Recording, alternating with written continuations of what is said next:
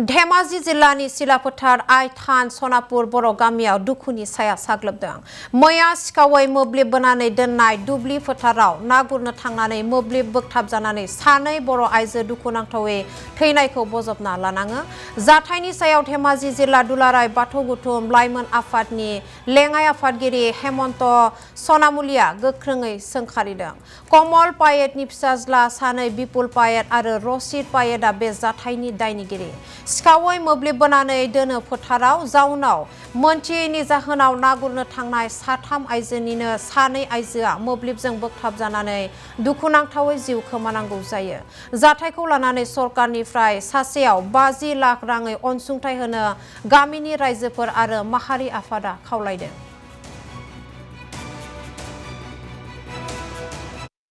जोंखि फैदोंमोन इसोरो सासेया सिगां जादों सासेया उनाव। ओमफ्राय नोङो? ओमफ्राय आं उनावबो जाबोदों आरो बासायनो थांनायावनो माने आंहाबो सर्ट जालांबाय बिदिनो। बिसोरो सिगांनो इसोर सिगां जानानै दंखायोमोन आरो बाब्राबाय थादोंमोन नामा? एसे माबादोंमोन इ आइआ इख्लिया माने ओमफ्राय आनैयाबो थांनानै इदि जाहैबायबा। बेनिफ्राय नोंसोर बिदि सोंनानै दोनदों सर्ट होनानै दोनदों होनना बेखौथ' मिथिया जोङो मिथिया सोर मिथिगोन दे कारेन्ट नामा रावबो मिथिया।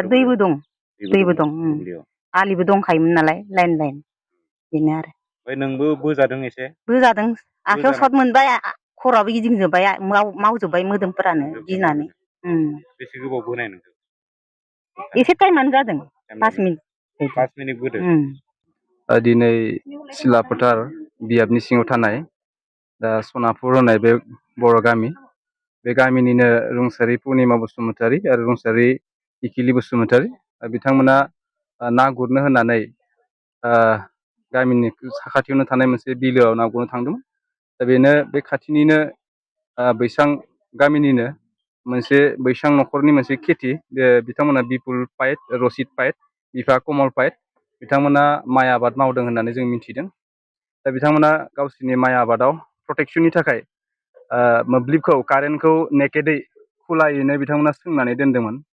नाथाय बे सोंना दोननाय कारेन्टआव बिथांमोना मोनसे एटेम्प टु मार्डार बायदि दिनैनि नैबे थासारिखौ खालामनाय जादों।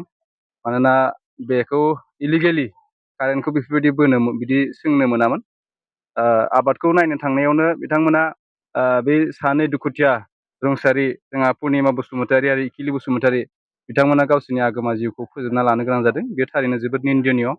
जों बेखौ जोबोद निन्दा होयो। बेयो जोबोद निन्दा गोनां जाथाय।